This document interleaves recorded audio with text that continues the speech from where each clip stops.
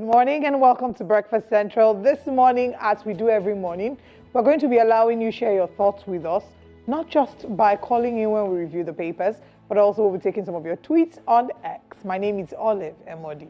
And I'm Osaogi Ogbonwa, welcoming you to Thursday morning's edition of Breakfast Central. For the next 2 hours, as always, we have conversations on some of the biggest stories making headlines across Nigeria's political space. And we hope that you can also be a part of that conversation, like Oliver said, via our phone lines or through our social media platforms.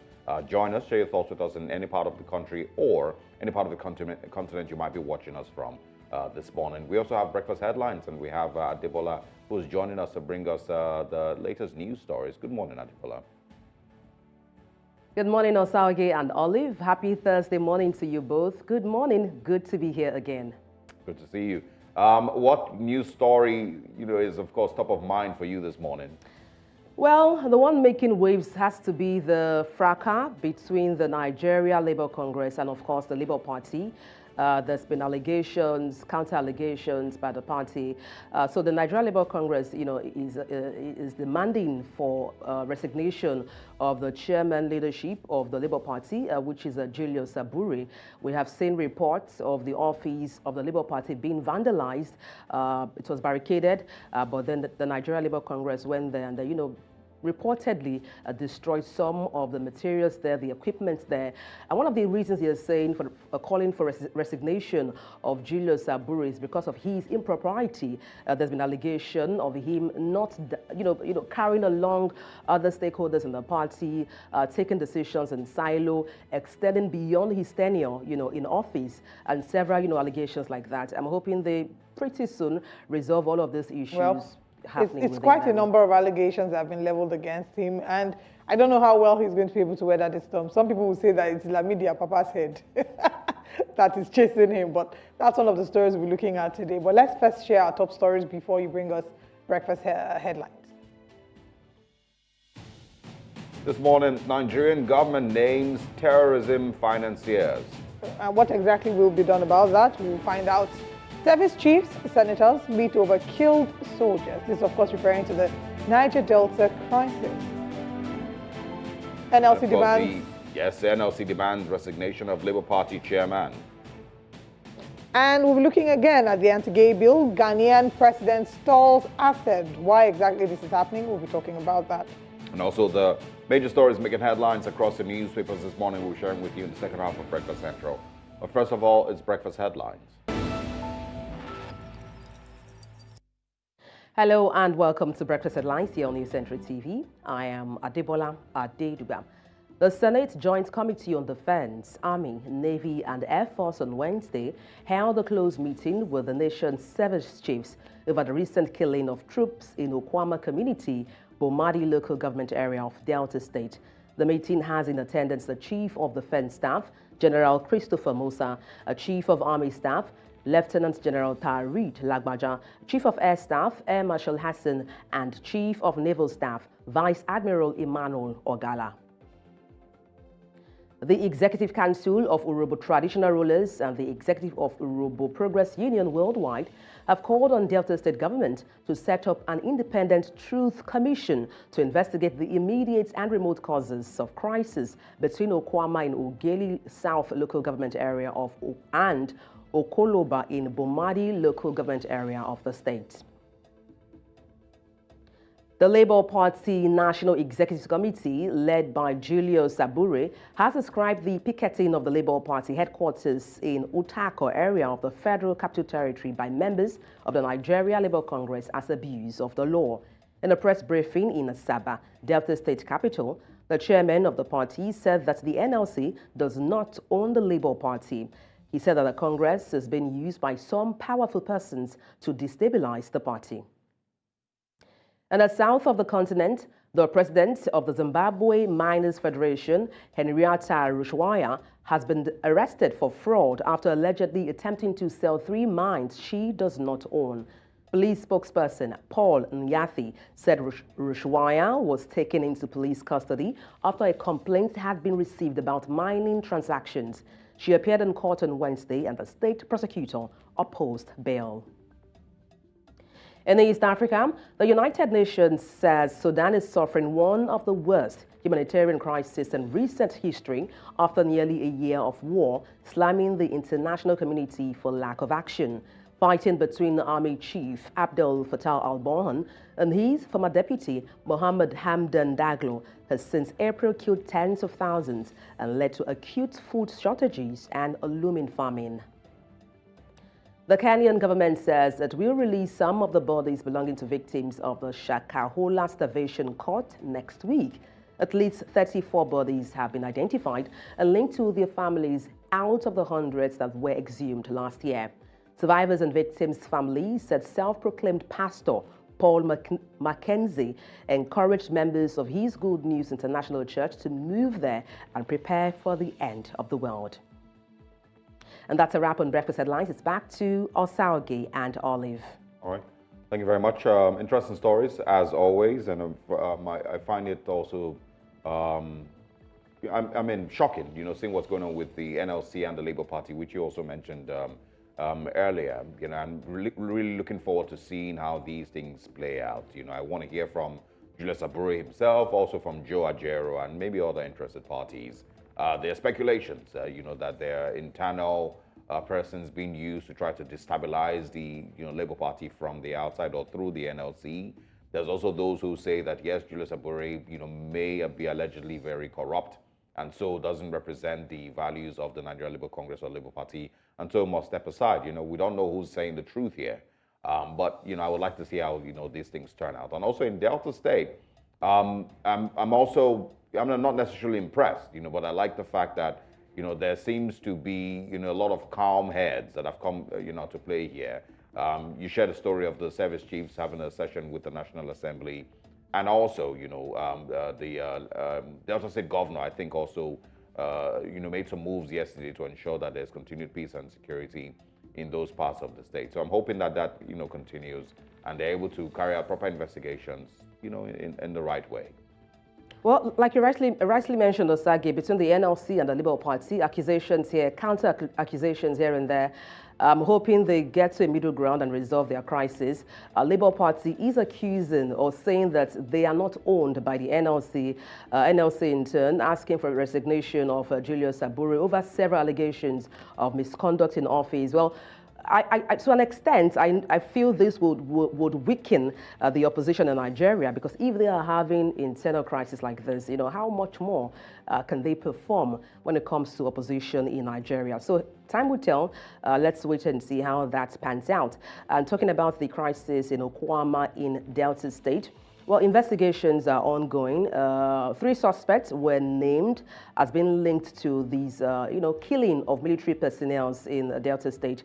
Like you rightly referenced as well, the Senate is in a joint meeting with the service chiefs to try to unravel the causes, both local or remote causes of all of the crises, which unfolded in Delta State. So hopefully, we're hoping the investigation would actually bring to book all of those culprits involved. Yeah. All right. Thank you very much for sharing your thoughts on that. And we do hope to see some positive news from Delta State regarding this, and also, getting to see a sort of, I don't know if I should call it a middle ground between the NLC, and its members. There's much more pressing issues around the world. You talked about Sudan and what's happening and how they're experiencing the worst humanitarian crisis. And even here, insecurity challenges. There's just a lot happening that it would be great if we can set aside politicking and actually face the fact that people's lives are at risk around the world. Thank you, Adibola, for bringing us the news. You're welcome. All right. We will go on the break, and when we come back from the break, we'll be heading into our top stories with us. Remember that you can be a part of the conversations. Go on Twitter or X, formerly known as Twitter, and share your thoughts at News Central TV on any of the conversations we're taking this morning. And also, when we open the phone lines, please feel free to call in. We'll be right back.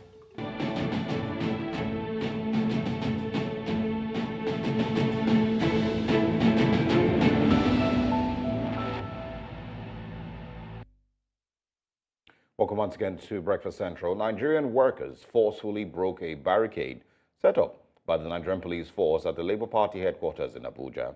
This was as they stormed the headquarters of the Labour Party, calling for the resignation of the national chairman, Julius Abure.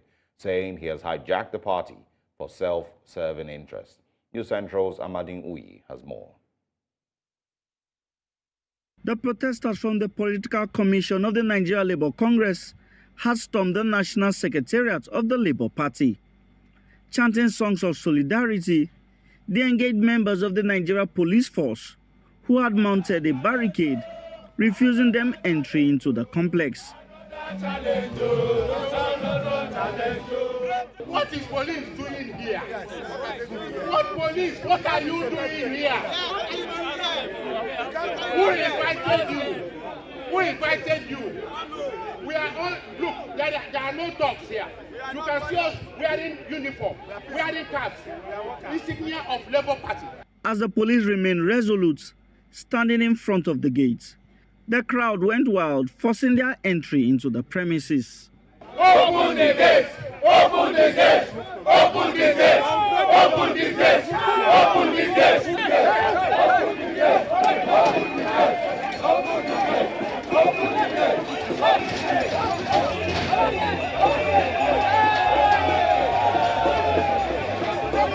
Many of them holding placards with inscriptions expressed displeasure, saying the party has been hijacked by the current national chairman. Abure has been rubbing salt into injury. Abure is a coup plotter, political coup plotter. He was made secretary of Labour Party in June 2019. In March 2021, Abure transformed into chairman of Labour Party. When we are in the Labour Party and you are going to pay 30 million, 40 million to aspire to hold an active position, how is that party different from the party? How is that party different from the party of the oppressors? Now, this party is a party of the workers, and we envision a party where an average worker, a shop steward, a branch secretary, a chairman, in small workplaces can aspire to be councillors, to be local government chairman, to be assembly members. They say enough is enough. Nigerian workers have decided that it's time to take back our party. The same process we went through with Uwaya, with Salam, we are going to again with Abure. The workers are insisting that the planned convention by the Labour Party was not done with the permission of the Nigerian Labour Congress. They are insisting that the convention will not hold. In Abuja for News Central, I am Amadine Uyi. Oh, well, the drama continues. And of course, we're looking forward to seeing what the next few days would bring, with regards to the NLC and Labour Party. Of course, people have asked questions. Does the NLC own Labour Party? What's the NLC's business with Julius Abure? And all of that, and, the accusations that there are factions in between or, within the party and within the NLC itself, that might be making this seeming implosion happen. So it's just a lot of questions that maybe need to be answered. But, one thing also, to point out is that the NLC itself, many Nigerians, I believe, would, also say that the NLC also doesn't have the full backing of Nigerians that it claims to be fighting for. A lot of Nigerians have, let go, of whatever the NLC used to stand for. That's why these days when they talk about a protest or talk about a strike, or whatnot, not a lot of people are interested. So both the NLC and, of course, Labour Party itself, there's a lot of questions that need to be answered. In reactions to that, of course, we would see how the Labour Party chairman, Julius Abure, responds to this. But let's quickly share with you, what his response is, and, where we might be headed with it. Today, what we saw in Labour Party was a show of rascality, an abuse of office, an abuse of the law of the land. The Nigerian Labour Congress is a subject of law. Nigerian Labour Congress, under the leadership of Joe Ajero, is not above the law. And the law precludes Joe Ajero and the leadership of the NLC to do what they did today to the office of the Labour Party, where they besieged the office, broke the office, destroyed the fences of the office, destroyed the gate of the office, unlawfully took possession of the secretariat and destroyed properties worth billions of naira and properties of the party stolen away, including monies made for salaries and several other things were stolen from the office. And I think that this is unfortunate, this is unrealistic, this is becoming unbecoming. You sure that APC is not the one using them to destabilize the Labour Party so that we can lose our strength, so that we can lose the comportment with which we face the election in the last dispensation. But we are assuring them that no matter what they do, they are not going to have their way. It's making us stronger and making us more determined that in 2027, Labour Party will take over power in Nigeria. Shameful, very shameful, that the political commission of the Nigerian Labour Congress that was formed to go through all the political parties to get their policies that affects workers are now concentrating only on Labour Party. It's so shameful and disgraceful. I also join my voice to their voices to remind Nigerian Labour Congress, we are not cowards. We know the truth and we must stand by the truth. A valid concern there would be like, what exactly is the relationship between the NLC and the Labour Party? I'm sure that we would explore that further. I think, from even what the last speaker said, there's a political, commission, with the NLC that maybe should x-ray, every other party, but he's saying, why is it picking on just the Labour Party, which of course, everyone, might raise eyebrows with. There's also the part where none of them really has been clear on what exactly the challenge is. The NLC speakers, weren't clear exactly on why they are picketing on the Labour Party secretariat. If you're simply accusing Julius Abure himself of, being an imposter or whatnot, that's not enough, for what we're seeing. A politrickster. Exactly. It's not enough for what we are seeing. It seems, I would like that they are clear on, okay, this is what our accusations are, this is what we don't like about Labour Party or about whoever else. And then Julius Abure in his response, is saying that they entered and they destroyed property worth billions of naira. Which property is worth billions of? Exactly. Complaints. Oh, and what property worth billions of naira is in Labour Party secretariat? If you ask me, who exactly will I ask? We'll talk about this even some more. But let's move away to a story that has garnered reaction on social media as Nigerians have heard that the Nigerian government has uncovered the identity of 15 entities, including 9 individuals and 6 bureau de change operators and firms allegedly involved in terrorism financing in the country. According to a report by the Nigerian Financial Intelligence Unit, the Nigeria Sanctions Committee met on March 18, 2024, where specific individuals and entities were recommended for sanction following their involvement in terrorism financing. Now, among the individuals named in the document was a Kaduna-based publisher, Tuko Mamu, who is currently being tried by the federal government for allegedly aiding the terrorists who attacked the Abuja-Kaduna train in March 2022. According to the NFIU report, Mamu participated in the financing of terrorism by receiving and delivering ransom payments over the sum of $200,000 in support of ISWAP terrorists for the release of hostages of the Abuja-Kaduna train attack. The document said one of the individuals is the suspected attacker of the St. Francis Catholic Church, Owo, Ondo State, on the 5th of June 2022, and the Kuje Correctional Center, Abuja, on the 5th of July 2022, among others. Let's now bring in political analyst Dr. Naimeka Obiariri to join us in exploring this conversation even further. Good morning, Dr. Obiariri. Welcome to the show. I want to find out what your thoughts are regarding this announcement of the names of the terrorism financiers. A number of Nigerians have asked what next, and if there's going to be any form of investigation or any further look into the matter, if it's not just going to end as a show. So what are your thoughts on this? I find the whole setup very laughable. I was smiling when, let me explain to you.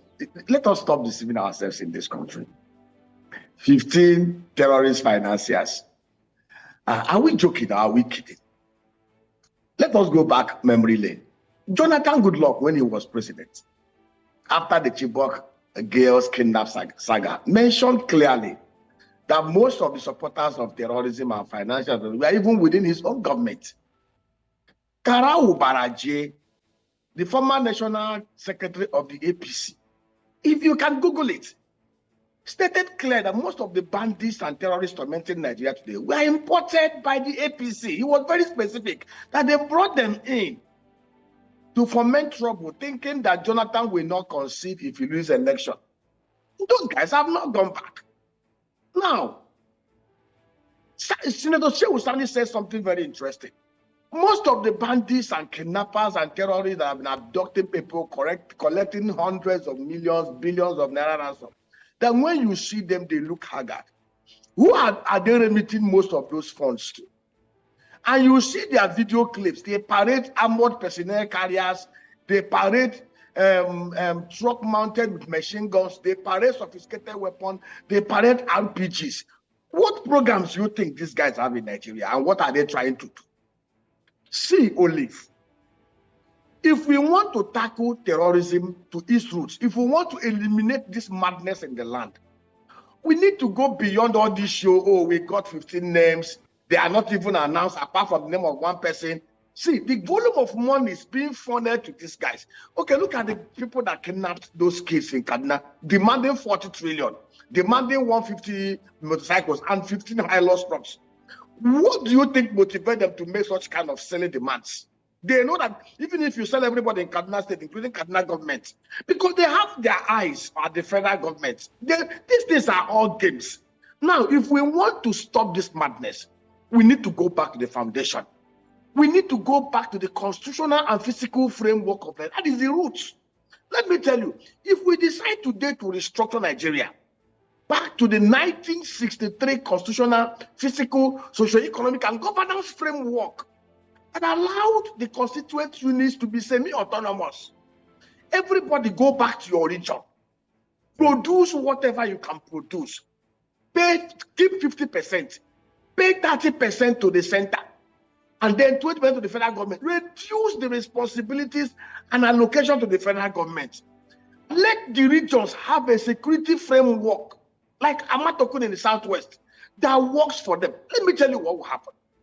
When we have a totally restructured Nigeria back to the 1963 framework, and they have a security architecture that is governed mostly by people from that area, close your mind, eyes, and imagine if within that local government area, we had 1,000 military men recruited from that local government, recruited from that community with sophisticated weapons like the bandits.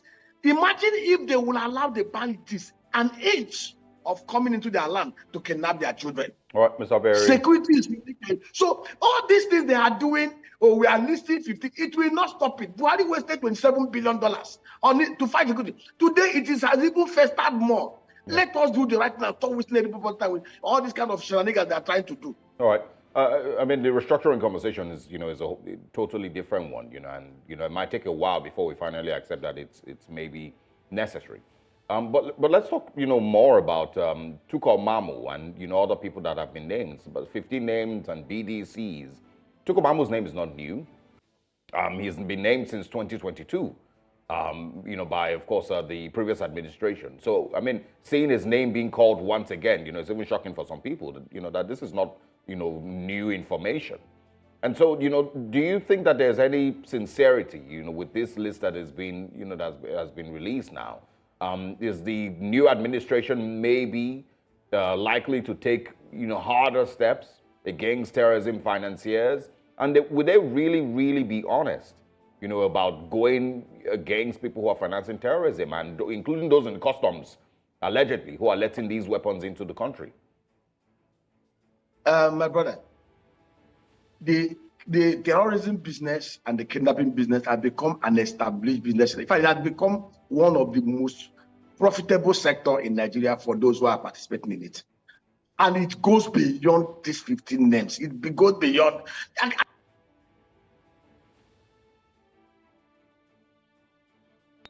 I can even tell you for sure that some of these names listed.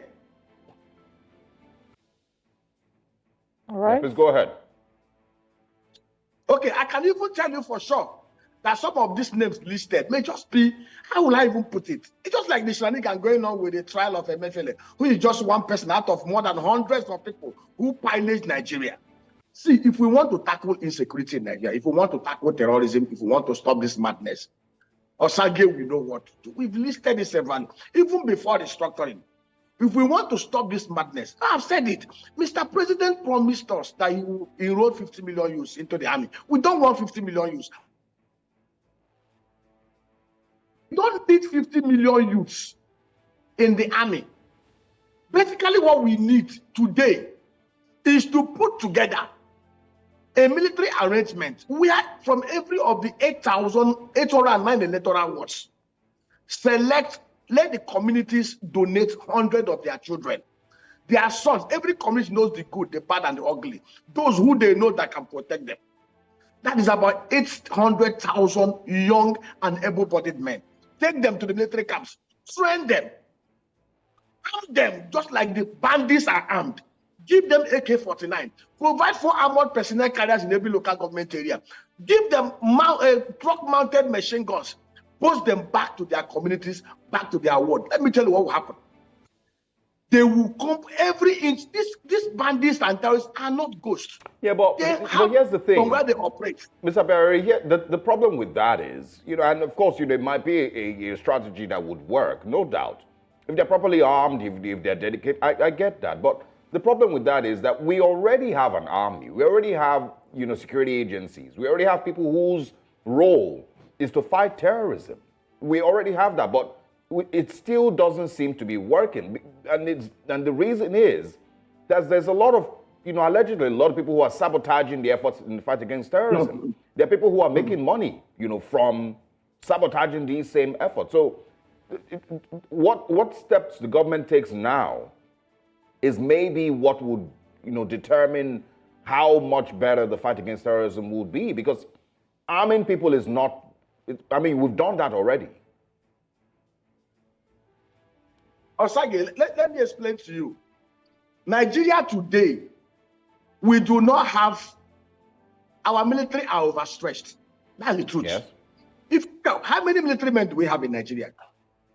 Israel, with a landmass of 22,000 square kilometers, have over 169,000 armed soldiers. Not even talk about reservists. That's about 1.18% of their population. They are about 9.3 million people. Based on our landmass and our estimated population, we should have nothing less than 3 million military men. Let me tell you, and this kind of structure we have today is such that there is no incentive, there is no motivation for the military men to lay down their life. You say somebody from Pambegwa or from Zamfara to go to Rumokuru to go and protect the people there. The guy sets up checkpoints and as means of extorting motorists. There's no incentive. But where you post trained military men, you can call them infantry rangers. You post them to the, I'll give you an example. You have such 1,000 rangers in that community and their children are in school.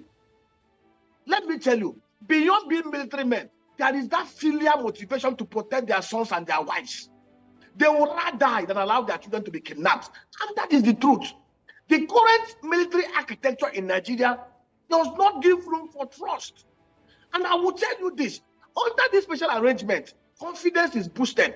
Even the locals will be able to give intelligence report to those special military men under the military high command, who are their kids, who are their brethren, who are their brothers. And that is the truth.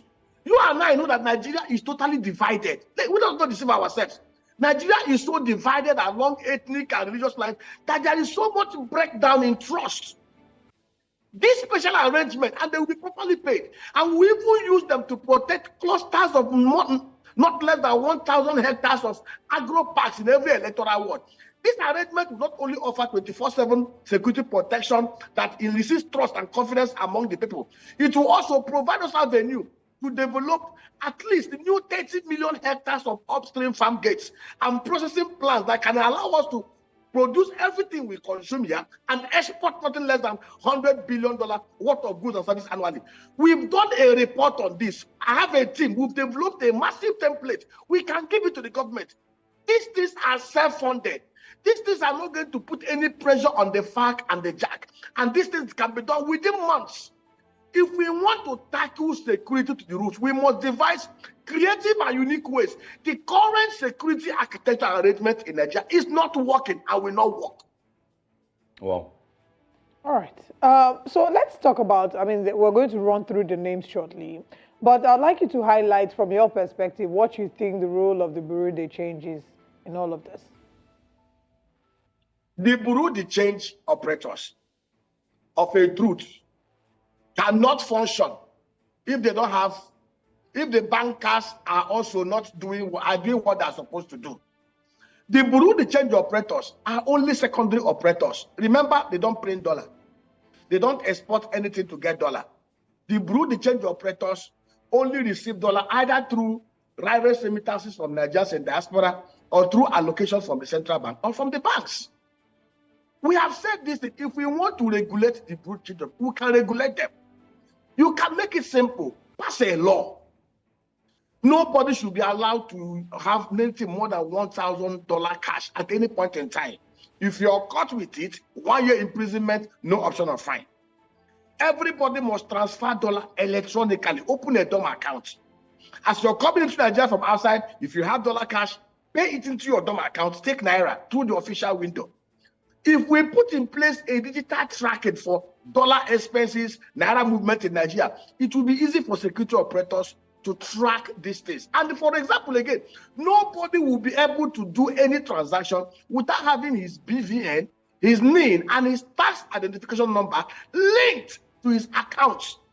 Any bank or any financial institution or any BDC that transacts in an account that does not have these three linkages should be arrested, prosecuted, jailed without option of fine. When we put these measures in place, tackling insecurity is the smallest thing that we can do in Nigeria if we are very sincere. The world is a global village. Why do you think that United Arab Emirates, holy Muslim country, from their leadership, practically 99% of their citizens are Muslims? Why do you think in the Middle East they are one of the most secured states in the whole world? It's the same thing. All right. They have put in place digital, sincere infrastructure to stop that kind of madness. And we can replicate the same thing here. It's not just enough listing 15 names. We know that it's way, way beyond 15 names. And we know that if we want to stop it, we can easily stop it. But we need to do the right things. Yeah, I mean, so, well, in the interim, before we move on to other things, I'll also like you to quickly share your thoughts on the strides being made by the naira.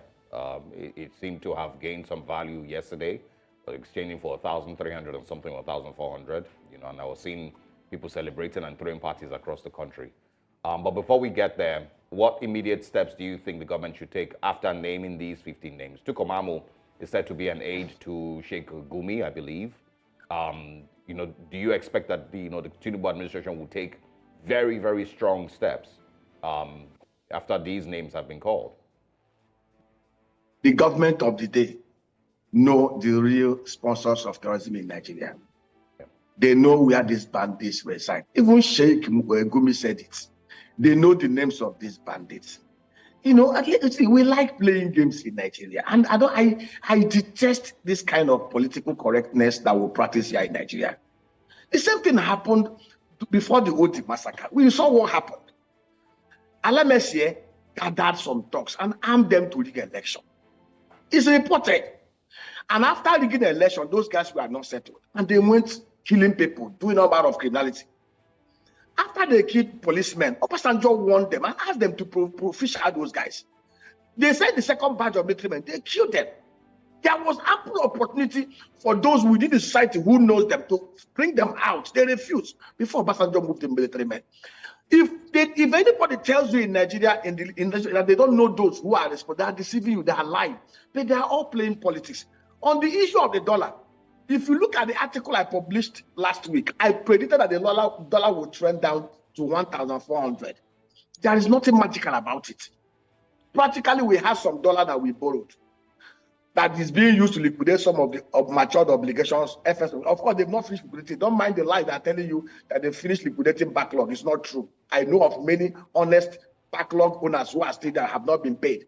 Now, it is trending down, good and fine.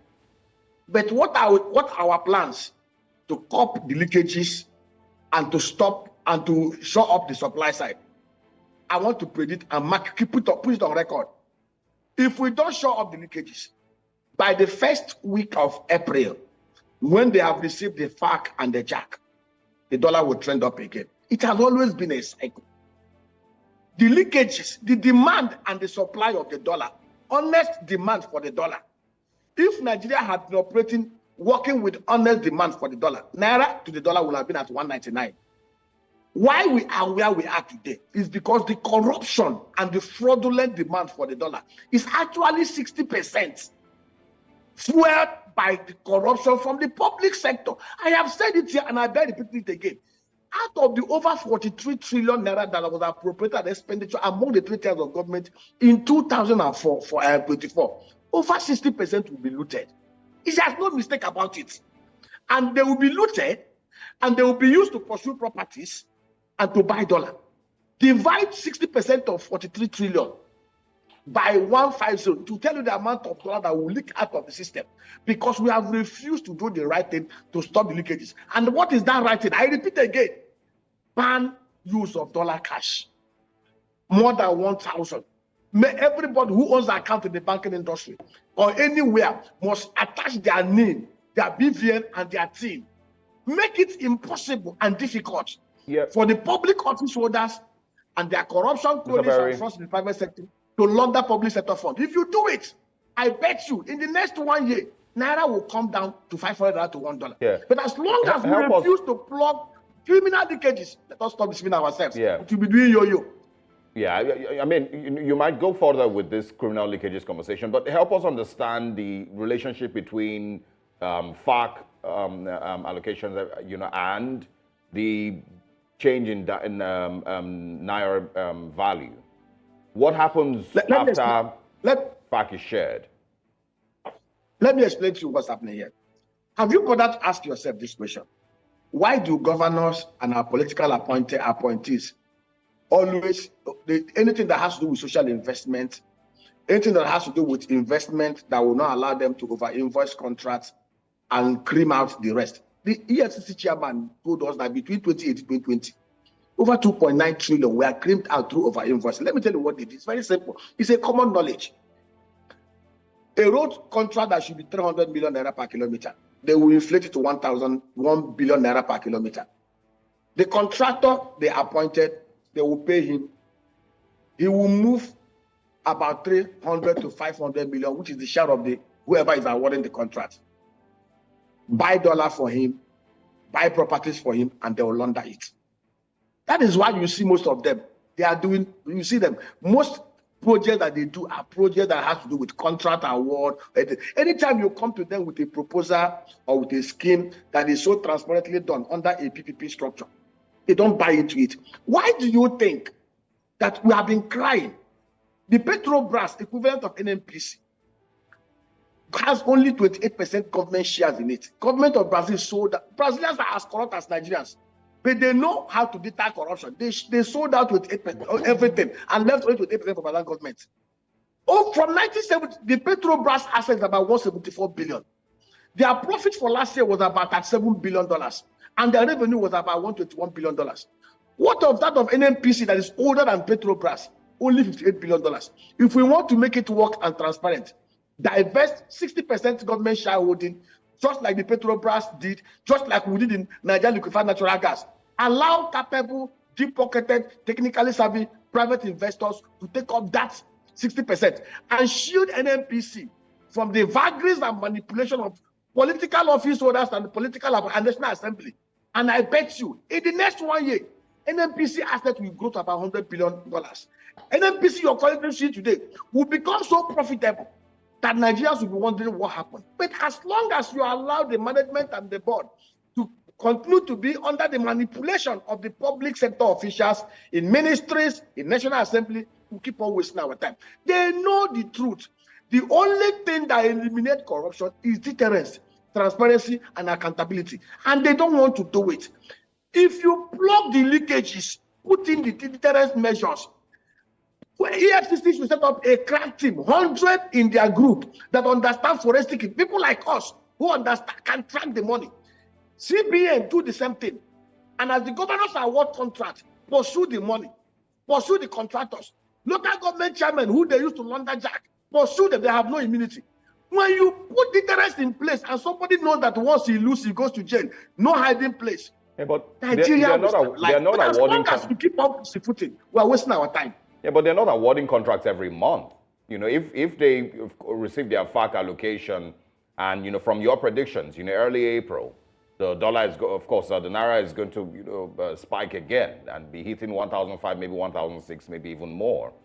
That can't be because, you know, they've all awarded contracts. There has to be something else. When contracts are awarded, payments are not made in block at the same time. Right. I give you an example. You award a road contract of 16 billion naira. Your fact for that month may be 5 billion. Of course, you pay based on milestones. See, let me tell you, I am in Nigeria. I am a bank. I've been here for 23 years. I see things, I hear things, I know things. And I tell you of a truth. That is why they are fighting somebody like Alex Oti in Niger State. Alex is a banker, a cracked one for that matter. He has blocked the leakages. They are no longer sharing money among the elites. And you can see what he has done over the last 9 months. You could smell sincerity. You could see honesty. You could see transparency. You could see what's happening in Niger State. In 9 months, what the guy has done in 9 months is more than what they have done over the last 23 years. Why? Because look at his appointees. Look at those he's working with. The first thing he did was to go to the private sector and bring in a smart woman and made him accountant general of the state. And they moved the establishment that have been cleaning out things. You saw what happened. Accountant generals of Nigeria went to UK to go and do conference. What kind of madness is that? And of course, they are at the center of the corruption in Nigeria. So the sincerity of purpose is what is needed. We need more of governors. We need more of political appointees like Dr. Alex Oti. But beyond that, we need to fix the institutions. We need legislative interventions that will bring about deterrence and plugging of leakages. All right, Mr. Biariri, I want you to touch again on the conversation surrounding the CBN clearing valid foreign backlog, because there have been mixed reactions to that information on social media. So I want you to share your thoughts on that again, highlighting exactly what happened and, you know, the impact that that has on our economy. You know, I find it, I so much appreciate Yemi Cardoso for what he's doing. You know, I've commended him many times, but I think we also need to be very upfront here. Not all valid forward obligation has been paid. And that is the truth. You media men also need to step out and begin to interview the bankers. Confidentially, talk to them in confidence, the MDs of the banks, the treasurers of the banks, the account officers in the bank, and they will tell you of the truth. I am in this system. I have friends. I've spent 23 years here. I have friends across most of those banks. I talk with them every time, even among the regulators. And that is the truth. All valid obligations have not been paid, but he's doing his best to pay those obligations. And beyond even paying all the obligations, we also look at the positions of most MSMEs in Nigeria. Over the last 8 years, I know of many companies that have billions of naira holes in their books because they completed transactions at 460 naira to $1 that they are going to be paying today at about 1,500 to $1 for no fault of their own. The likes of Nestle have been wiped out. MTN has negative. If the likes of Nestle, the likes of MTN, the likes of Dangote, you saw their report, they begin to imagine what had been happening to MSMEs in Nigeria who do not even have the kind of sophistication that you have in the treasury department of most of these big corporations. There are major holes in the banking industry today that need to be plugged. And those major holes are as a result of companies who honestly transacted but are now exposed to heavy liquid credit. CBN should also go extra mile. They need to meet with the banks and reach a middle line. It's double jeopardy for somebody to have a whole of over 7 billion in his books. And now he's going to be made to borrow money or transact at 6% per annum to trade out that loss. CBN will have to meet with the banks. Sit down sincerely. Look at such companies in their books and see how they can provide special naira facilities at nothing less than 12% per annum under the CPN window to enable them to trade out and give them at least 5 years to come out of this one. I mean, if what you're saying is if what you're saying is confirmed that not all valid backlog has been cleared, then that would be concerning, because it would then mean that there's no truth to what is being put out. And then I wonder what the strength of the fact that they've mentioned that Deloitte was involved in vetting every single transaction that was carried out. So that's something that gives cause for concern. Anyway. Hello, are you there with us? I'm here. The call was coming in. All right. I can hear you now. I was saying that if what you're saying is true, if we find out that what you're saying is true, then should that be a reason for us to be worried? Because they have said that Deloitte was involved in certifying and investigating every single transaction that was carried out. Is that something to be concerned about? Deloitte, PwC, KPMG were involved in auditing banks before Sanusi tsunami in 2009. Most of the banks that went into distress, most of the banks that were taken over by the CBN, most of the banks that created 5.3 trillion naira loans that have been acquired by AMCON were audited by Deloitte, by PwC, by KPMG. That Deloitte, KPMG, or PwC were involved in auditing a process does not make that process foolproof. If the auditing process was foolproof, why did we have in 2009 many banks that failed the stress test of the CBN? And if the CBN should carry out stress test again in banks today, many banks will still fail. There is this report out there that the CBN is already investigating over 20 trillion naira insider-related loans by directors of banks. And of course, by the time that report comes out, there's going to be another major tsunami. That Deloitte is involved does not make it foolproof. And I need the media men to go out there and ask questions. The bankers cannot come out and talk to you openly because they are under strict observations, and of course they are under regulation. Nobody wants the hammer to hit him on the head. But the truth is, there are thousands of MSMEs in the banking industry today that have billions and trillions of naira holes because of FX devaluation losses. That was not a fault of their own. These are exogenous factors that had nothing to do with their business operation and all those stuff. So let us be sincere. The media need to go out there. It's not me saying it. Yeah. Do some confidential. Let out, call the treasurers of the banks, call the MDs, call the customers themselves. If you decide that, create a platform, confidential platform, and ask companies in the Nigerian banking system whose LC obligations, the final obligations have not been delivered to report to you. And you see the kind of deluge of information that you have. Yeah. All right. In just about a minute, we need to end the conversation.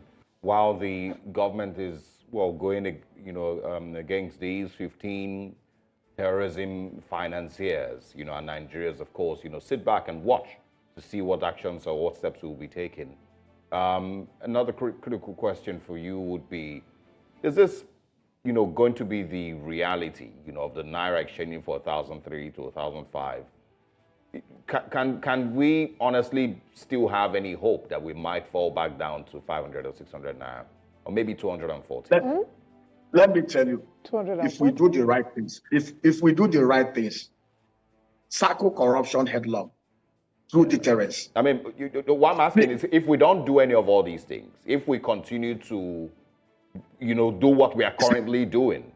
If we continue to do what we are currently doing without changing direction, mark it before the end of this year, naira will go back to 2,000.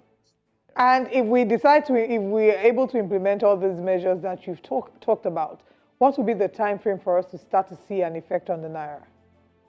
I said, let me tell you, there's what we call pronouncements and actions. If we pronounce it and you see actions by the government, just the sincerity of even the steps taken. See, that's what we call confidence. The American dollar is not hedged against any dollar, bullion fund or whatever.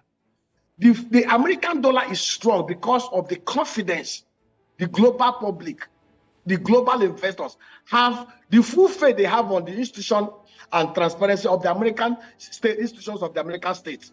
That is why if you do a contract with a Chinese today and you want to pay him with the yuan renminbi, he will tell you, no, give me dollar.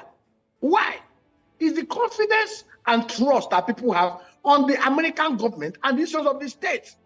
We can replicate the same confidence here in Nigeria, and I know we have capacity to do it. The current government can do it.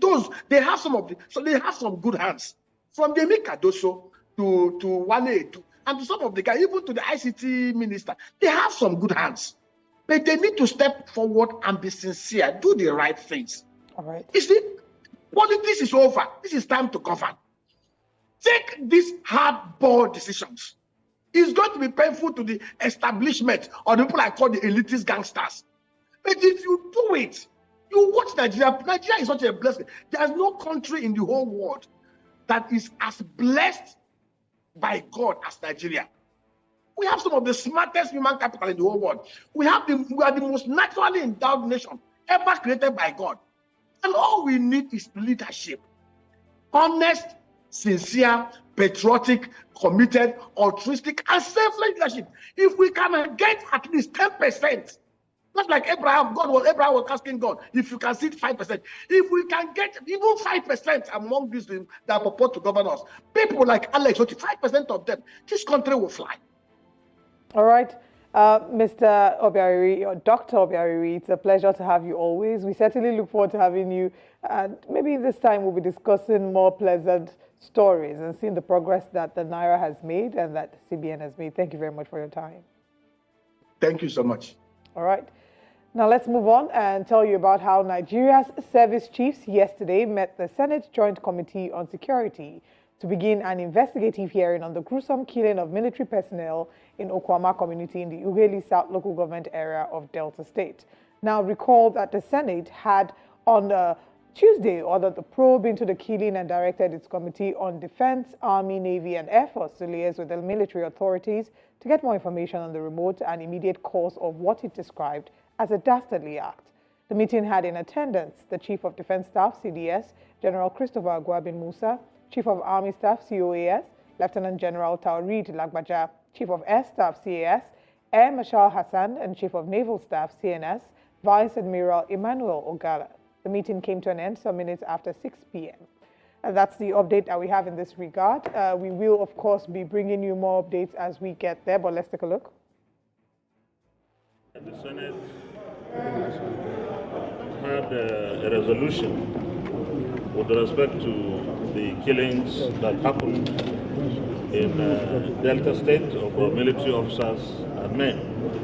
And a joint committee was set up to investigate what happened. Joint Committee of Defense, Army, Navy, and Air Force.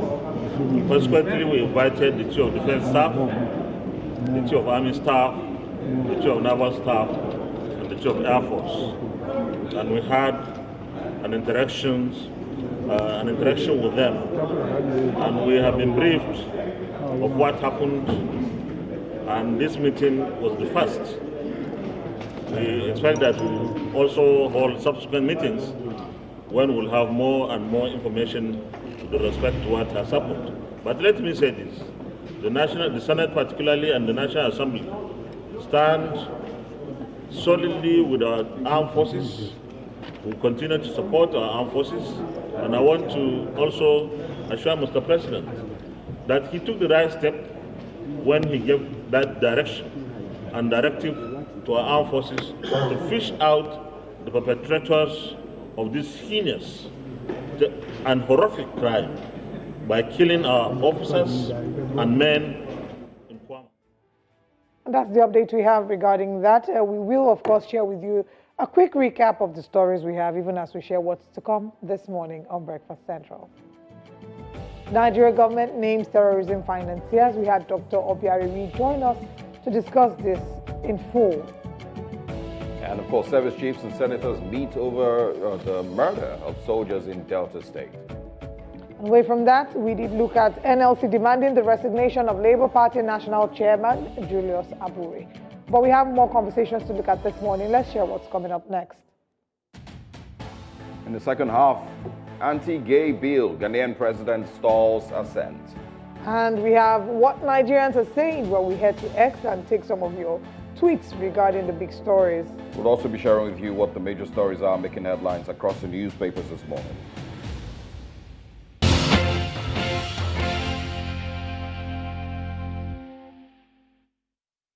And now it's time for us to go through the major newspapers here in Nigeria and share with you the big stories making headlines. And of course, your thoughts are also welcome. Join us via our phone lines. They're going to be on your screens. Let's know your thoughts on these papers. We have joining us this morning the publisher CKN newspaper, Chris Kende Wandu, who's going to be giving his very clear thoughts and analysis on these major stories. Good morning. Thanks for joining us, sir. Good morning. I wish that the conversation we're having behind the scenes, exactly, something that we could have brought to the phone. Exactly. I'll be for just serious. All right, let's get straight into it. We're going to be kicking off this morning with, I believe, the Punch newspapers, which should be on your screen in just a few seconds. And yes, all right. It says naira rebounds to 1,400 naira to the dollar. Speculators offload forex. There's many people who believe that this is a fake rebound, and we'll be back to 1,005 in a few weeks or a few days. I hope not. Too. The naira appreciates at parallel official markets. Operators foresee 1,200 naira to the dollar in weeks. Still not encouraging. CBN tightens news on currency speculators. Completes payment of $7 billion forex backlogs. Tinubu pushes 60 million naira annual pay for Supreme Court judges. That's also one of the stories that emerged yesterday. We can also find this morning on the Punch newspapers. Federal government varsity workers meeting deadlocked. Unions continue strike. Also this morning, if you look at the bottom of the screen there, NEMA blames water scarcity as fire raises 4 Lagos buildings. That is so disappointing. So disappointing. Labour Party demands NLC picketer. I'm struggling to see that. Lagos or Labour Party rather, demands NLC president's arrest over party secretariat invasion. Lagos transporters accuse OP MESA officers of extortion and harassment, and also Senate names committee committee room after late Olubadan.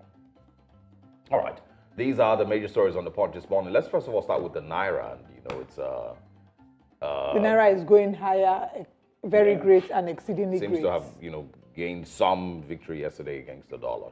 Mm-hmm. Well, the question I will ask first of all, what was the naira? What was the value of the naira to the dollar as at 29th May 2023? So you are pushing it too. No, now that is where I will start from.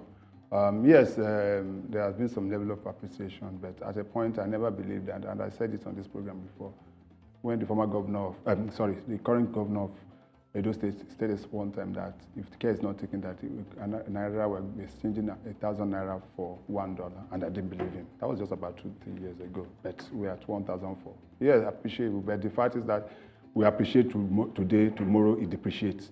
That has always been because. But the meat for me in the story is the payment of the backlogs, forest backlogs by the federal government. And the report we are getting is that practically all the forest backlogs had been cleared. And I want to know whether it also includes that of the foreign airlines, because that has always been the major problem. The foreign airlines, at the time, government said that and they've cleared the backlog, but the foreign airlines came to say, no, they are still owing us over, I think, about $700 million or something like that. So, and that has been a big issue.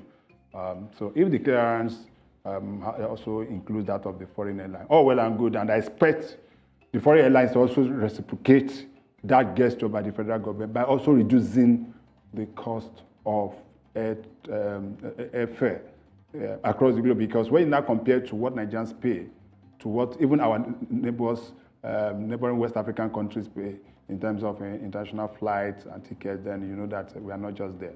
It's easier for people Nigerians now fly to Cotonou, fly to Accra. They have hacked down one because they now know that Nigerians have found this. So those ones, the prices are also going. Yeah, but not as much as what we have. Certainly, in as much as where it's necessary, we criticize government, but where they are also doing well. I'm just taking back to what happened during the Obasanjo days when Obasanjo cleared Nigerian debt. Yeah. It was unbelievable, and I hope that we'll get to that point again where we'll be able to do that. But the fact remains that the naira is still not where it ought to be. Yep. That is the issue. 1,400. A lot of issues going on because even people that want to travel, people that have their children outside the country, they can't pay school fees. Assessing dollar now is becoming a problem, and we need to find a solution to this issue. Well, I quickly also speak on the Labour Party and the NLC crisis that seems to be brewing. There, of course, were Labour Party, NLC members at the Labour Party Secretariat yesterday, pushing the gate down and pushing the gate open. NLC, or rather Labour Party chairman, Julius Abure, says billions of naira, property worth billions of naira was destroyed when they picketed the office. And of course, money was also taken that, was meant to be party funds or something like that. We have to be sincere with ourselves, personally. I believe that Joe Ajero is the most ineptitude labor leader we've ever had in this country, as far as I'm concerned. He lacks focus. He doesn't know what he wants. He doesn't know what to do.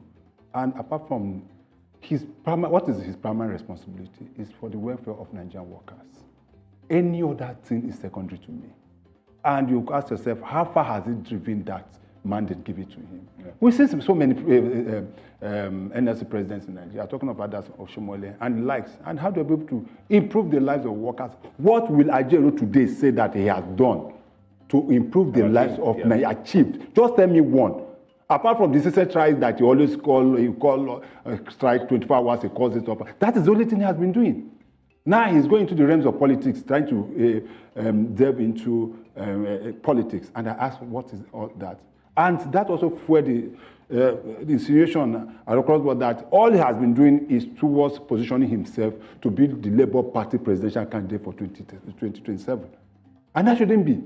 And you ask yourself, when a Labour president is so engrossed in politics, the government in power will always catch on that you are partisan.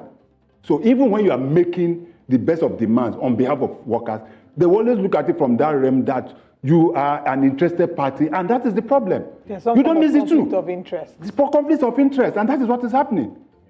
The Labour people said, the Labour Party people said, if you want to be president of, if you want to be national chairman of Labour Party, resign your position as the president of NLC. Come and contest and be. And you cannot be president of NLC. And you want to be president. Well, this is not just it. Can you clarify for our viewers? Is there a link between both, entities, Labour Party and the NLC? Yes, Labour Party was one of the entities that formed Labour Party.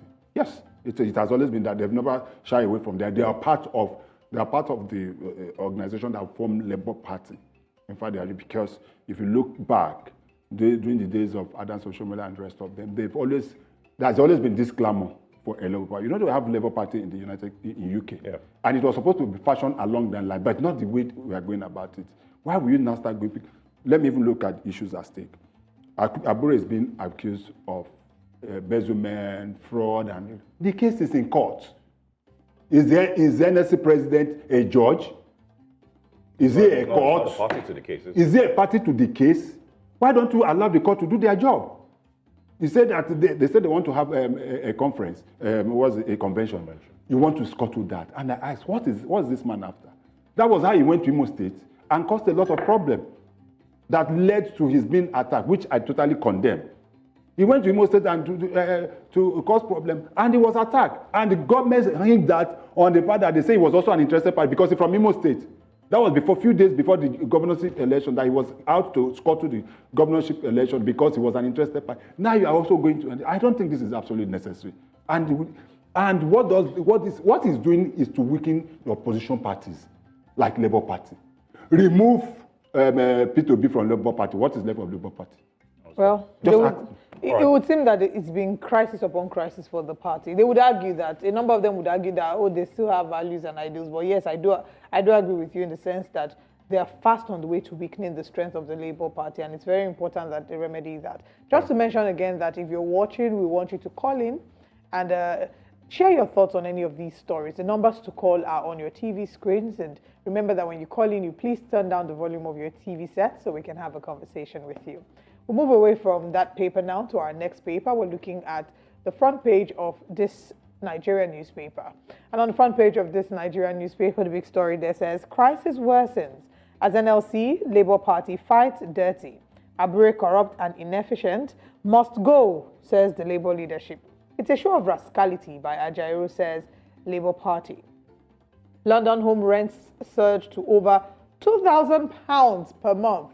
Oh, wow. Okay. In all of this, I'm just thinking of how the average Nigerians who jackpot to find a better life, how they're going to be faring in these times, especially because a number of them, moved with their savings. Their savings were in naira, so they bought pounds, and I don't know how they're going to cope in this season. Shaibu, court declines to stop Obaseki Assembly orders from impeachment process. And at the top of the paper, Nigeria's earnings from foreign taxes doubled in 2023, according to NBS data. And the final story, terrorism financiers, tragedy for Nigeria, sponsors not new to federal government, says research scholar Otubanjo. Go beyond names and impose stricter sanctions, says security expert. Of course, that's the story we're talking about.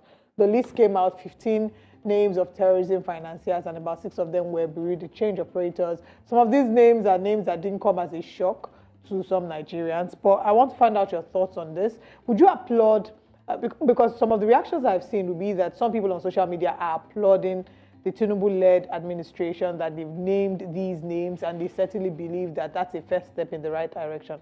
Is that something that you're excited about? First and foremost, the agency involved have come out to deny that list. I'm sure you have heard, maybe you've not seen it, but if you read through the papers today, the agency have come out to deny that. But when you look at the list, there's nothing new in that. These are names that have been circulated all along. I was expecting to see new names, major financiers. There was a time that we were told that about 400 have been pinned down by the government, and they will be announced. What happened to those 400? If you remember vividly. I remember the Buhari administration. Yes, during the Buhari administration. What happened to that name? Then just naming them, of all the even people named, the only one that I know that is still in the situation is the publisher, the journalist. Yes. That was trying to break out some kind of negotiation between the abductors of the Kaduna Abuja train. Yeah. Yes, and that's the only one. Where are the other people that have been mentioned? The BDC, what happened to them? And I said it time and time again, a similar thing happened in UAE. And within a week or thereabout, all the guys were rounded up, tried, and jailed in UAE. Nigerians, about 7 of them also. I don't know whether they were released or not. But so just stop branding this name for me. Arrest it. I've always said it time and time again. There's no way the government can deny not knowing those behind this. And when I mean government, quote and unquote, you understand what I mean? I mean security agencies, DSS, the Army, the Navy, whatever security agency, and especially DSS and NIA, both. I might just take the Army out of it, or Navy and the rest of it, at least the DSS and NIA, you cannot tell me that you don't know those behind. They do know, you know them. Then why is it that you're not going after them? Is it that we're afraid to apprehend them? Is it that we're afraid to name them? Or is it that they are well connected, quote and unquote, up there that we cannot be sure to round them up, and if they are not in Nigeria, declare them wanted. Yeah. We have Interpol. Anywhere they are in any part of the world. But what we see on a daily basis, this is it. And you now put this side by side by what you see read on a daily basis, or where they say, a terrorist kingpin has been the major terrorists, bandits in the north. None has been killed. The major ones, and everybody knows, they know them.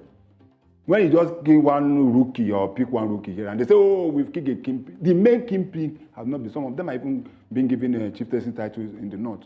Until we have the political will to do the needful, this issue of terrorism will continue to be a problem. Same thing with smuggling, and I will continue to highlight Fisayo Sheyombo's report, that he's been putting out in the last couple of weeks. The investigative report that he put out, and of course the follow-up that he's going to put out, which shows, according to him, that there's a lot of, officers of the Nigerian Customs Service, that are culpable, allegedly, to the inflow of smuggled items in and out of Nigeria. And of course, that should include weaponry. And because I've always said, that there's no way that these bandits and these terrorists, those weapons are not locally produced. They don't make them there in the forest. They come in through Nigeria's borders. And, somehow, some way, somebody must be turning a blind eye to these things flowing into the country. Those very high caliber weapons weren't made in, somewhere in Let me bust up. Do you know that, especially within the customs, and do you know that most of these officers are paid so high to their higher officers to be posted to the border? Have you asked? Are you not aware? They do. Most of them don't want to be in the office, and they don't want to be posted to those major areas because that is where they make their money.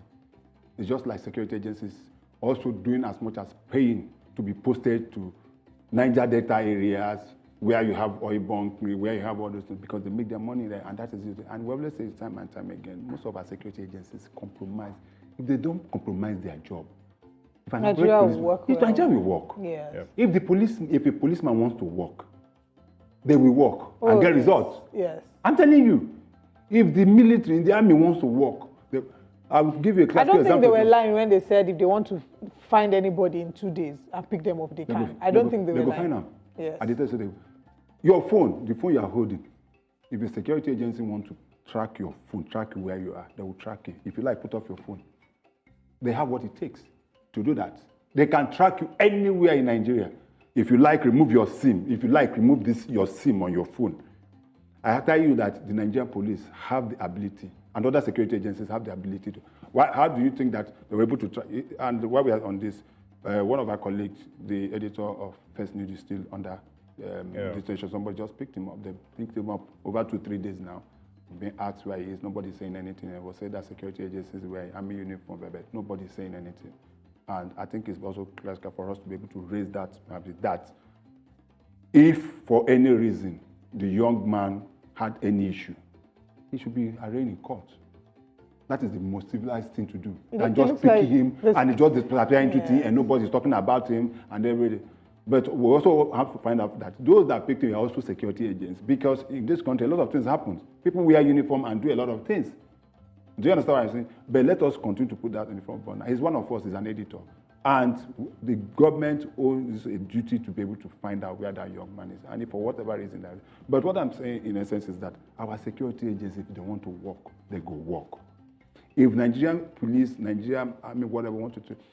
Classical example is what happened in Okwama. Yep. I'll tell you that if the military is keen at getting those perpetrators of those, they will get them. They know what to do. They have the necessary intel. They know people they can use to be, except the person is not in Nigeria. Except the person is not in the face of this Nigeria. And don't forget that in these days of Google Maps, there is nothing you cannot see. Yeah, but I feel like there's other, little details here and there that may have to play out, that we're maybe not aware of or we haven't been told about. There are security issues that will not be told. Yeah, obviously, with regards, that particular issue. I'm hoping that they, take the right steps. Let's move to other newspapers this morning, away from this Nigeria. I think we have the Vanguard newspapers also to share with you. Okay, Daily Independent says the Labour Party faults NLC picketing party secretariat, says it's unlawful. Berates Joe Ajero, vows to drag union to court. Utomi urges ceasefire, stakeholders consultations, one proposed March convention postponed. National Assembly pushes 2023 Appropriation Act implementation to June 30. We can also find here $7 billion CBN eliminates FX legacy backlog, clears valid transactions. Also on the Daily Independent, go into farming to better our situation, Oluremi Tinubu tells Nigerians. We'll have you speak on that. And also, Tinubu is a decisive leader. Posterity won't forget him, says Shatima. All right. Why Kuje prison break was successful? That's from the Army. Senate passes student loan, NLC trust fund bills, fire destroys buildings, goods at Lagos shop, 37 shops in Kano. All right, let's quickly have you speak on the advice to go into farming by the president's wife. And also, Shatima, of course, lauding the president for being a decisive leader. Yeah, going to farming by the advice of the president, good idea. But what of those that have gone to the farm? What happened to them? Yeah. Reports came out yesterday that within 1 month, this month alone, about 157 farmers that have been killed in their farm. Those are the ones recorded. I can tell you that for that 157, there must have been maybe another 100 or 200 that were killed that were not reported. What is the government doing to protect those going to the farm? And those are the issue. So if you leave, you say I should do what I'm doing.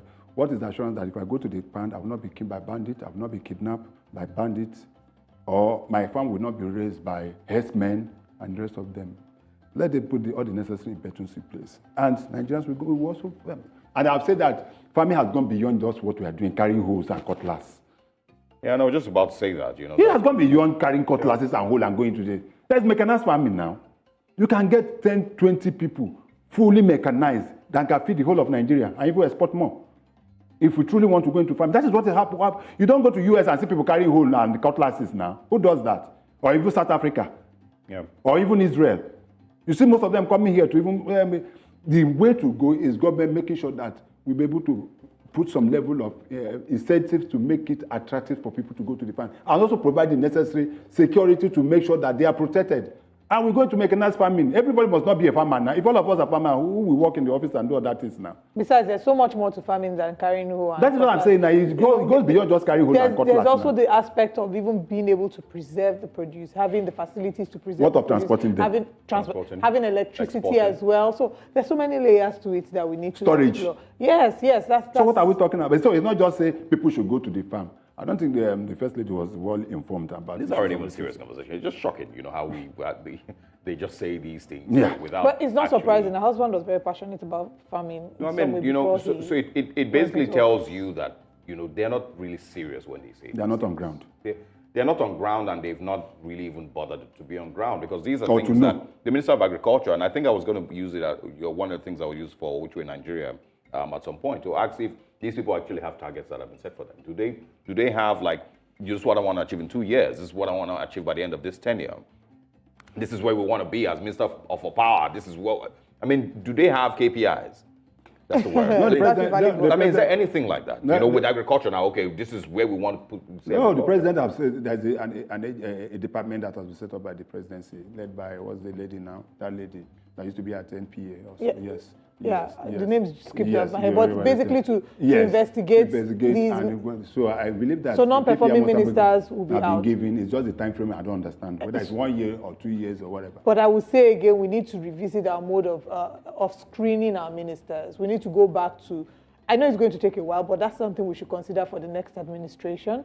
Because if you knew, for example, that you're screening this person for the portfolio of Minister of Agriculture, you know the questions to ask, so that we can have clear KPIs to be able to, judge them by. Yeah, we said that time again, that when you're sending the name of the minister, send the portfolio as well. So that Senator will stop asking wide questions and rest of them. This is a non-ending conversation. CK, and it's always a pleasure to have you. Thank you for joining us this morning. Thank you very much. We have more conversations to look at on Breakfast Central this morning. We'll go on a break, and when we come back, our guest is here already as we look into our top story.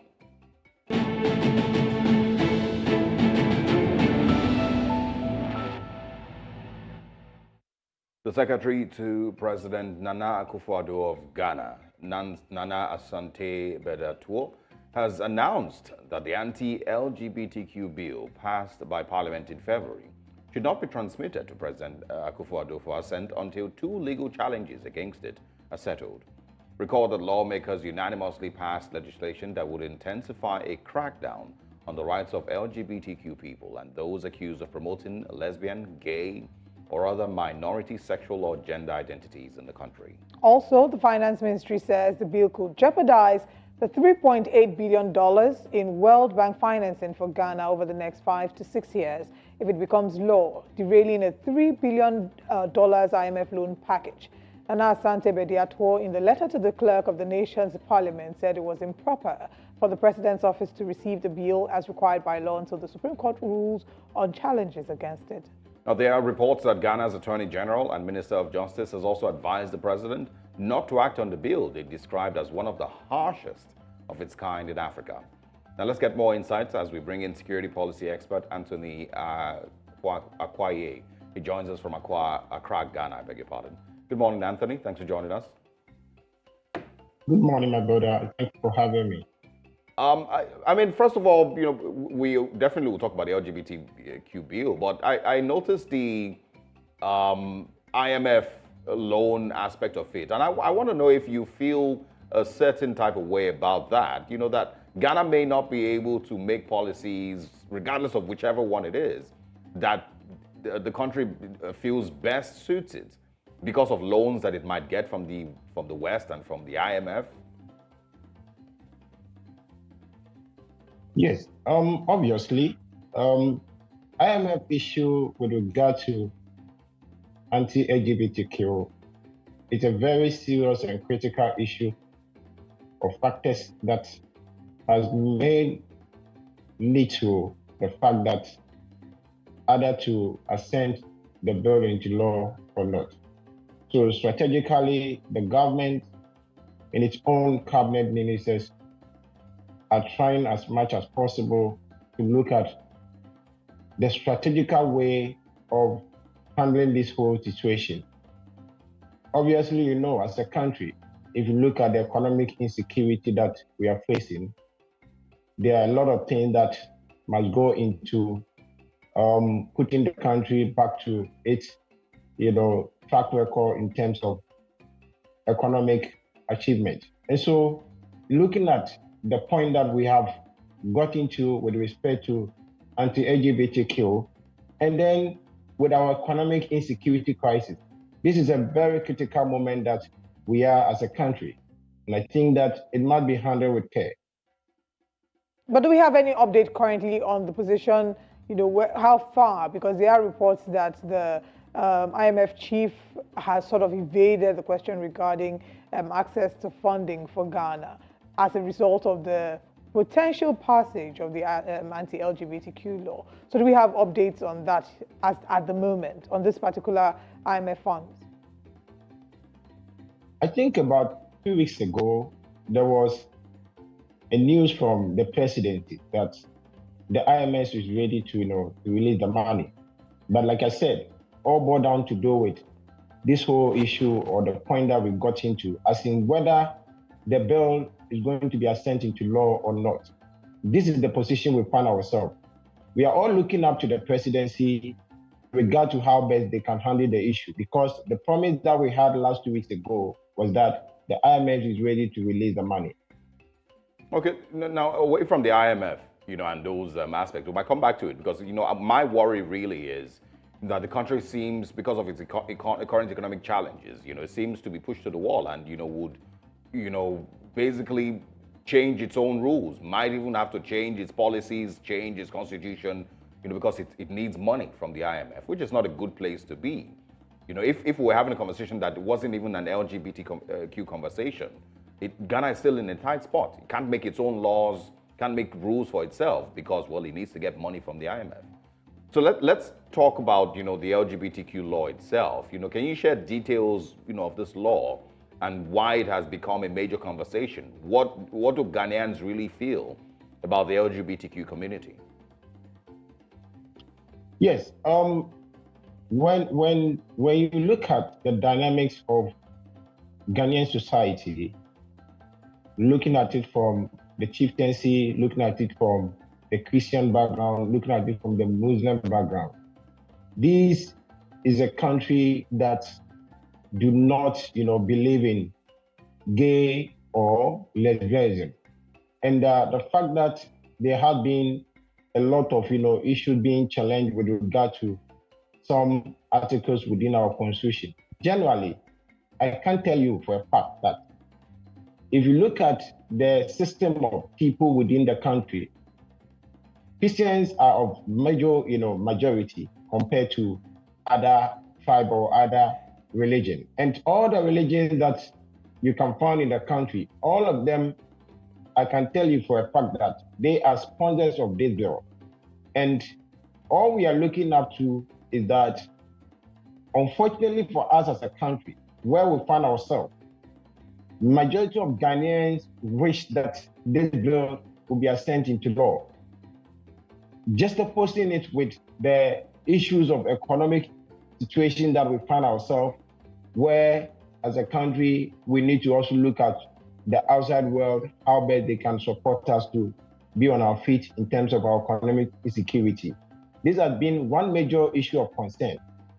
Currently, as you rightly said, the bill currently has been passed by the parliament, and now there's a conflict between parliament and the executive, in that after the bill was passed at parliament, it was just to be transmitted to the presidency for the president to assign into law. Unfortunately for us, per the strategic, tactical play by the government, certain group of people who are very known closely to the governing party have challenged the constitutionality of the bill, which the president, based on that court challenge, had to use that as a yardstick not to assign the bill to law. That has been the situation that we find ourselves in as a country. Let me be sure what you said. You said Ghana is a Christian country. And some of the people who are pushing the bill are Christians. Is that where it's coming from? The Christian faith? Yeah, the supporters of the bill are Christians, Muslims, tradition group of people. These are the sponsors of the bill. Through the use of the parliamentary, representative in all the various 275 constituencies. And mind you, this bill was pushed using, a bipartisan approach. And so, what that means and what you're saying is that Ghanaians generally are saying no to lesbians, gay, bisexual, the whole, LGBTQ community. They are not welcome in Ghana. Is that what you're saying? Do you think that there may be some Ghanaians that think otherwise? Those who think otherwise are negligible or insignificant. All right. Let's talk about why President Nana Akufo-Addo has delayed with regards assenting to the bill.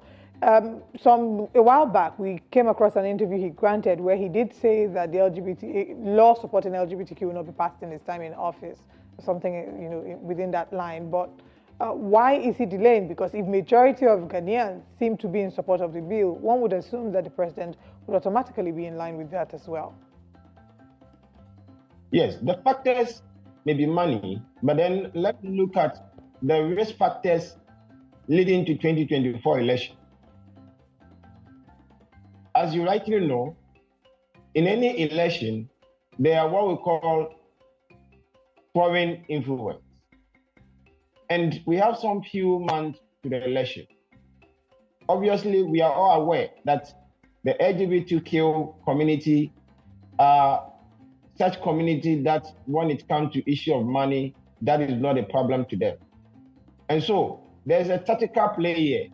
The major opposition, flag bearer, John Dramani Mahama, has stated clear that he is not in support of the LGBTQ, activity within the country, as he called himself as an Assemblies of God, member. Here is the case that the problem with that, unfortunately, we need to go. But the problem with that is, your religious beliefs shouldn't dictate how I live my life. I'm not, a member of, the Assemblies of God, of church. I think that's the church we're about to name. Neither, if I choose to be a non-practicing, religious, member of the public, why should your religion dictate how I live my life? Yeah, I think he spoke, basically with regard to the majority of Ghanaians, assenting to the situation that they do not want to see anti-gay, activity within the country.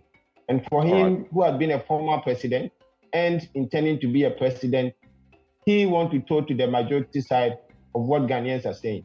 But like I said, this anti-gay issue has serious risks on our election come 2024. So what it means is that if the governing party, the president, who is currently, the leader of the nation, does not assent to the bill to be law, obviously there might be some empathy or sympathy from the community to support them when it comes to monetary issue to win the election. That is one critical issue we must also look at. All right. It's a pretty interesting conversation, and it's not just in Ghana. I think in Rwanda we had, or Uganda, I believe, we had, pretty much the same conversation about a year ago. We'll see how this turns out, if the Ghanaian president will go ahead to assent to the bill or maybe wouldn't. And we would like to speak with you again as this story develops. Thanks for your time this morning. Very grateful. All right.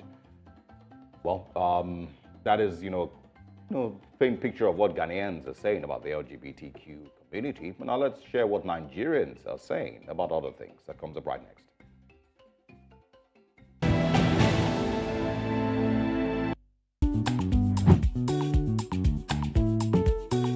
Hello, it's time for us to find out what Nigerians are saying on the streets of social media, and we start off with our first story. In fulfillment of a promise made by the CBN governor, Mr. Olayemi Cardoso, the Central Bank of Nigeria has cleared all foreign exchange backlog. That's, of course, the valid ones, and this is effectively eliminating a legacy burden. To guarantee the transparency of this move, the CBN highlighted the role of Deloitte Consulting, which was the thorough assessment of each transaction to ensure that only legitimate claims were honored. Now, this move aligns with the strategy outlined during last month's Monetary Policy Committee meeting, and it's aimed at stabilizing the exchange rate and mitigating imported inflation. What are Nigerians saying about this? Let's see their thoughts on X as we share some of the tweets. First tweet says, kudos to CBN for keeping to their words. We look forward to seeing Naira grow more strength against the dollar. This is from Benny Oyale. The next tweet here is from King_Pros. It says, let's give them 2 to 3 months and see what will happen. Let's take another tweet. This one says, let's see how far our Naira survives and how our dollar keeps on falling until it gets to 700. We will not rest. Oga mandate is working. Don't you believe? This is from Don Ellie Life, and we have from Ayagaranya. He says, that's some good news. So they paid $7 billion in 10 months. We have one more tweet here from the Blow Chief. He says, propaganda, and I love it. This is the kind of propaganda that I love. Keep it up. Well, interesting because we had a guest earlier, Dr. Naimeka Obiariri, who applauded the work that the CBN has done, but says that if we do further investigation, it will reveal that they haven't actually cleared all valid backlog. What do you say about that? And what point will the Naira get to before you are convinced that the CBN has done a very great job? Now let's move away from that story to talk about Nigeria's golden girl. World record holder Tobi Amusan has yet again shown herself to be a true golden girl. Adekunle Gold should feature her in his next one. Jokes. She won the gold medal in the women's 100 meters hurdles of the 2024 African Games in Ghana. She clocked 12.89 seconds to finish way ahead of her competitors at the University of Ghana Stadium in Accra. This was her 3rd consecutive Africa Games title, and social media is agog with excitement. Let's see some of the tweets this morning. We have our first tweet from Making of Champs. It says, anchoring your country to victory is truly special. Tobi Amusan and Usheorishe Ishekiri had the honor of bringing home the baton for Team Nigeria in the 2 4x100 meter finals, and they duly delivered what was expected of them. Nigeria is back to its glory days of dominating the relays. I love this. The next tweet this morning says, of course from Ebuka Obi Ochendu, says, Tobi Amusan just won 2 gold medals in under 1 hour at the Africa Games, 100 meter hurdles and 4x100 relay, the actual GOAT. For those who don't know, please, those above the millennials, GOAT is greatest of all time, not actual GOAT. Daisy Regal says, Tobi Amusan was under investigation last year for drug use. The lady is so fast that these critics can't but think she's using. You remember the time when they said she had missed her checks, I think, the drug checks, and then they found out that she was in the clear. Congratulations to her. We'll take 1 or 2 more tweets and we'll call it a day. Tobi Amusan's 100 meter hurdles record at the African Games. We have gold in 2015, gold in 2019, gold in 2024. You see why we call her the golden girl. She is our golden girl indeed. I believe we have 1 more tweet and then we can call it a wrap. Talking about, yes, this is from Toyin Bitoye. He says, this is a Tobi Amusan appreciation post. She shows up at any and every opportunity to represent Nigeria and delivers. Today, she won her event, effortlessly empowered our 4x100 meters women to gold. Behold, the golden girl of Nigerian sports. On that note, on behalf of all of us here at Breakfast Central and News Central Television, we say thank you to Tobi Amusan for making us proud today and always. What a time to be a woman. What a time to be a Nigerian. And what a time to celebrate our winners. Congratulations once again to Tobi Amusan. And I'm sure that's something that you're excited about, Osaoge. Tobi Amusan, yes. Yes, I am, of course. I mean, I've always been happy for her. You have, and, indeed. How successful she's been. She had, little struggle at some point, but she's bounced back and she's absolutely phenomenal. I don't know, I'm sure you saw the clip. It was the way she started. Okay, there was a false start at first, which thankfully they didn't disqualify her for. They gave her a yellow card. And then when the actual race began, this girl was like, she was sprinting. She wasn't in the lead, but when she took over, it was almost like something switched. I don't know how she does it. That is the way that I hope. Currently the, like you said, the GOAT. Golden child. Yeah, absolutely the world's best in the hurdles currently, and super proud of her. Look, just take a look at our golden girl. See the way she overtakes. Ladies,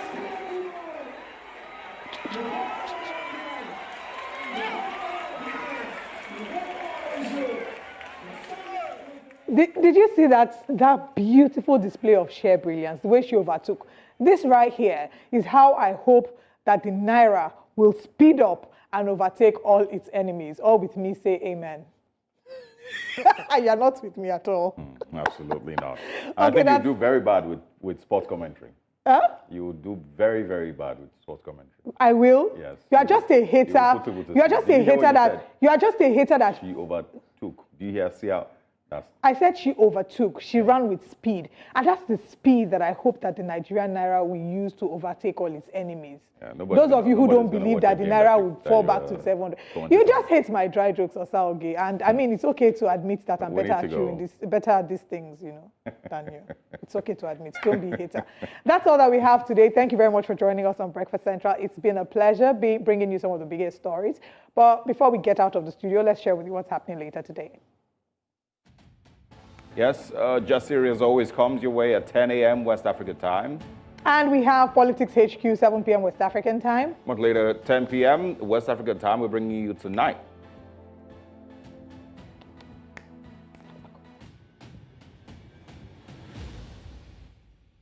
Thank you very much for joining us today on Breakfast Central. We're back again, same time tomorrow, with some of the biggest stories. Remember that you can engage with us on social media at News Central TV. Absolutely. I am Olive Emodi. And I am Osaogie Ogbonwa. See you tomorrow. AKA my hater.